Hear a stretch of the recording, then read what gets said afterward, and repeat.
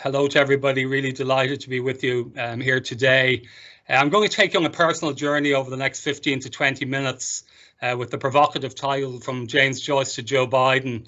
I'm really to give you a personalized story of some of the work we've done over the last 15 to 20 years. And just checking that the slides move forward okay? Yes. Yeah, okay. Back in 1981, I did a degree in natural sciences in Trinity. And my career has been a little bit of serendipity, and it's sometimes something that I share, particularly with our students, to say planning things doesn't necessarily work. Sometimes you just happen to be in the right place at the right time. The important thing is to recognize you're in the right place. And one of the first pieces of serendipity I had was that Trinity at the time was the only university in Ireland to offer a primary degree in genetics, which turned out to be the area that I specialised in. So I was fortunate that I actually chose Trinity. Went to Trinity. What was happening in 1981, the Berlin Wall still was up. In the States, the #1 in the charts for the month of September was Endless Love by Dan Ross and Lionel Richie. The 1981-1982 American football season, Joe Montana led the San Francisco 49ers to victory over Boomer Esiason's Cincinnati Bengals. And on my birthday, 21st of January, the first DeLorean started to roll off the production line in Belfast. By 1983, I was in the genetics department, which was actually a very historical building that we were in. It was the Dublin Hospital originally, and also it was the ophthalmic hospital of Sir William Wilde. Sir William Wilde obviously was the father of Oscar Wilde, and Oscar Wilde was born just around the corner from where I studied my undergraduate degree in genetics. Also, if you turn to the right, and went out the other side of the not so great in Trinity College in Dublin, you saw there Finn's Hotel. And Finn's Hotel is where James Joyce first met Nora Barnacle, and that obviously led to his master work, Ulysses. So you might have thought I had a very cultural background because I had Oscar Wilde's birthplace, Finn's Hotel, where James Joyce met Nora Barnacle, and also the Book of Kells in the Long Room in Trinity. Unfortunately, I probably spent more time in the liquid triangle than the cultural triangle between the three pubs, Kenny's, the Lincoln and the Pavilion, that also surrounded the genetics department in Trinity. And my first mentor was George Dawson, who was really a Renaissance man. Not only was he a great geneticist, but he also was a leader in relation to art. And he had an absolutely superb collection of art. And also he did something that was very unique at the time. He let his art be shared in student rooms in college. So students for a 50p deposit could, for example, have a Picasso hanging in their rooms in college. So very much a Renaissance man. I did spend some time in the States. I did a fellowship in Brown University in Rhode Island under Keith Bostian in a yeast molecular genetics lab, and it was a brilliant training experience. And it probably at the time it was the equivalent of going on a sort of experience travel to a foreign country to learn something. And for me, I really learned a lot, but it wasn't all Eppendorfs and gels. I also went down to Fenway Park a lot in Boston to watch the baseball and look at the ball being hit over the big green monster. Second piece of serendipity, and my second mentor was Peter Humphreys, arrived in Trinity, ironically from Queen's University in Belfast. He was an excellent cancer geneticist, and also a geneticist who did groundbreaking work on inherited eye disorders. And then the second gate opened for me, not the gate on the left, which is St. James's Gate, which is where Guinness is produced, but the gate on the right, St. James's Hospital.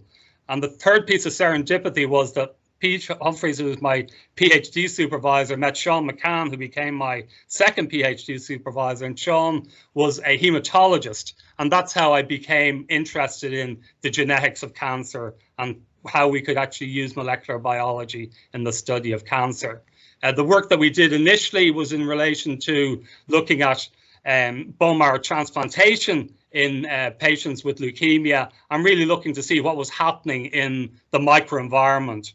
We were very productive, produced 2 key papers, one in Blood and the other in the New England Journal of Medicine, and found a very rare phenomenon, but one that we characterized, where actually leukemia had developed in donor cells in a patient following bone marrow transplantation. And that work led to the award of the Van der Molen Prize for Leukemia Research. And one of the things that very much I've found, and it's because I'm really interested in translating the research that we do. This was an example of a puzzle we had at the time, a rare T-cell lymphoma or dermatitis. If you look at it down the microscope, it's actually very difficult to tell what's the difference. And what we did, and this was work done by Lorraine Tracy, who was an excellent PhD student who worked with me and also with the Center for Cancer Research in Madrid. And we essentially looked at the genetic architecture of the cells and were able to distinguish as to whether they were cancer cells or normal cells, published a seminal paper in Blood in 2003. And this just shows how you can translate your knowledge into developing a biomarker that had clinical significance. Just to pause for a second, one of the things I was very interested in was bringing people to Ireland, to Trinity, who were leaders in their field at the time. And Kerry Stephenson, that tall man with the greyish hair, was the founder of Decode, which was a genetics company, genomics company in Iceland, very famous at the time, did a lot of work on the genetics of different disorders. And I invited him to come and give a talk in Trinity. One of the things that worried me was an hour and a half before the talk, no sign of him. An hour before the talk, no sign of him.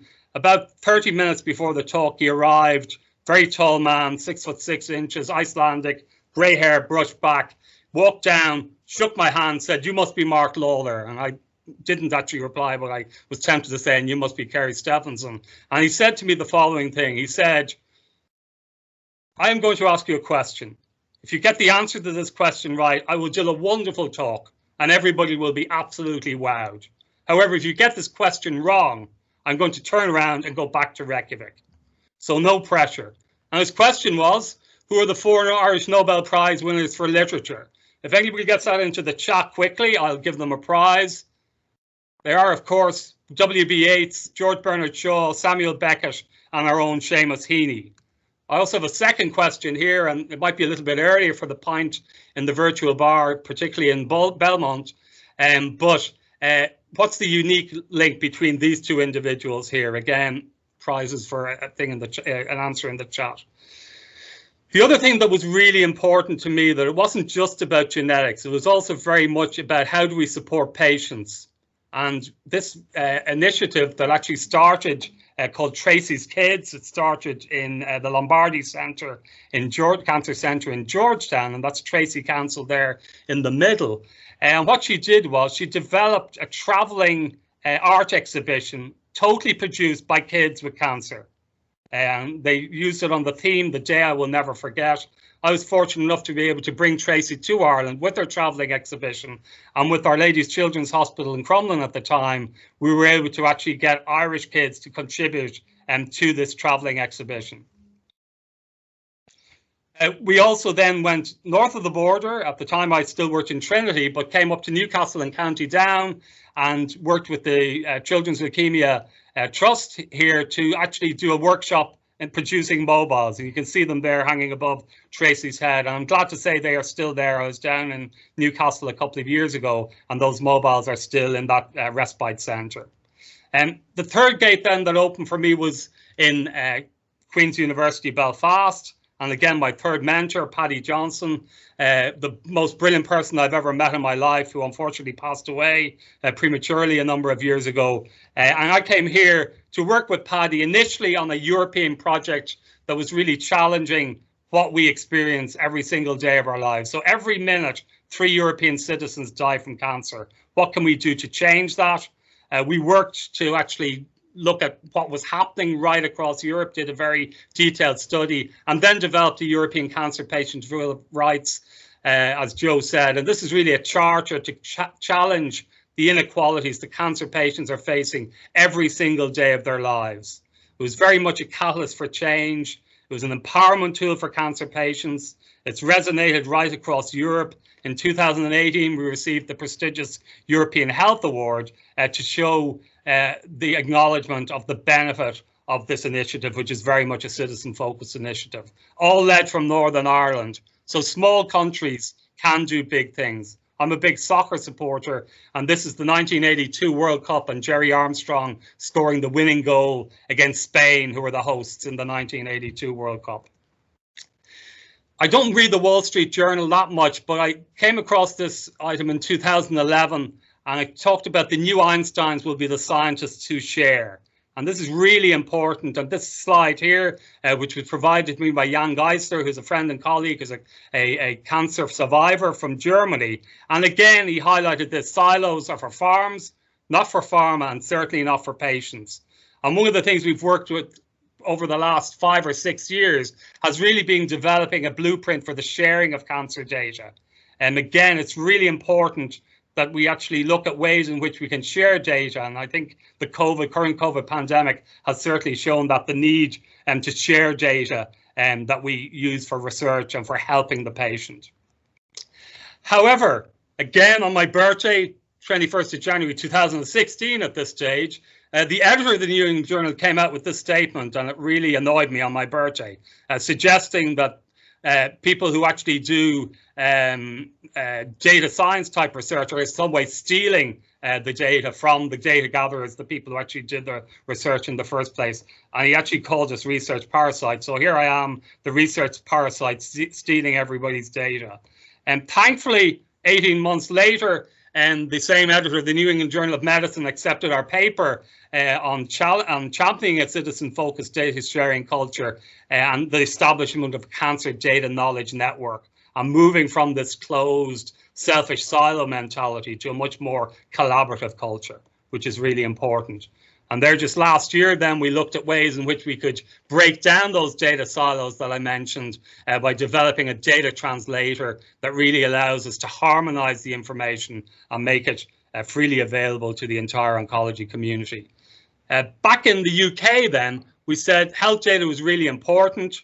A new organisation set up called Health Data Research UK, really looking at ways in which we can work together right across the United Kingdom and also bring together very different disciplines. Just showing you some of the different disciplines here. All of these, we want them to work together in terms of realising the power of data. And this just shows you a particular program on colorectal cancer that we're working again. I show this not only to acknowledge all the different people who are involved, but also to recognize they all have different skill sets.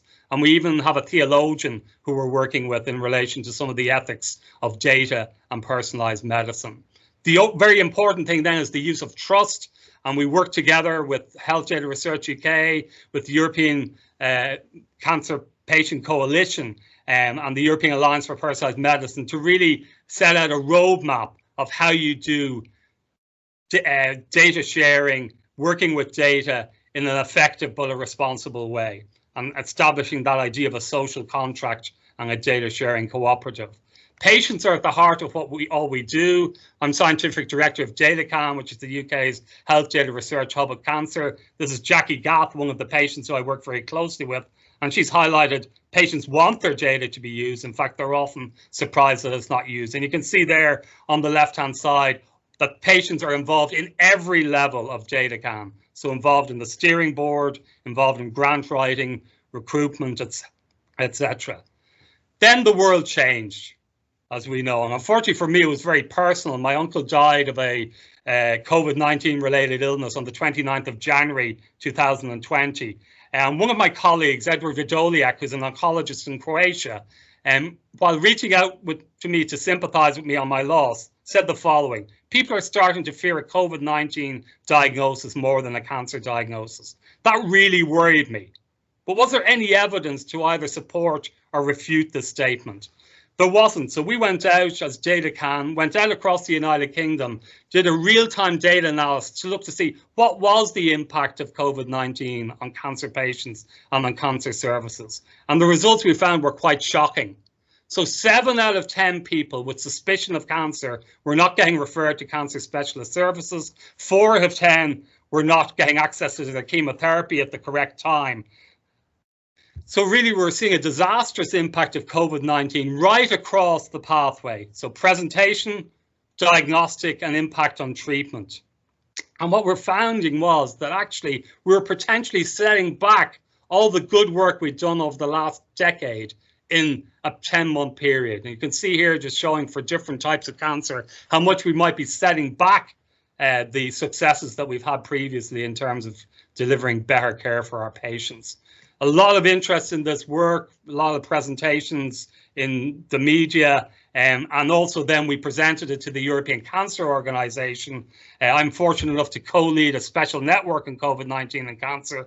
We've produced the 7-point plan to the European Union to look at ways in which we can mitigate and build back better and smarter. And just yesterday, this campaign here, Time to Act, really, we need to act now. Unfortunately, our new data that's done on a pan-European basis has shown that we may have missed 1 million, yes, 1 million cancer diagnoses in Europe. So there may be 1 million people walking around in Europe with a cancer diagnosis that they don't know about yet. So therefore, it's really urgent to start this campaign. And we're calling out to national governments, the time to act is now. Finally, just want to again put a US sort of spin on things, because I think it's really important, and particularly in relation to this partnership today. We were fortunate enough that just over 20 years ago, the Northern Ireland National Cancer Institute Cancer Consortium was founded through a memorandum of understanding focusing on cancer research, education and control. Last year, we did a study on this to see what the impact had been. You can see here, double collaborative cancer research, better quality papers produced, 35 patients on the island in cancer clinical trials.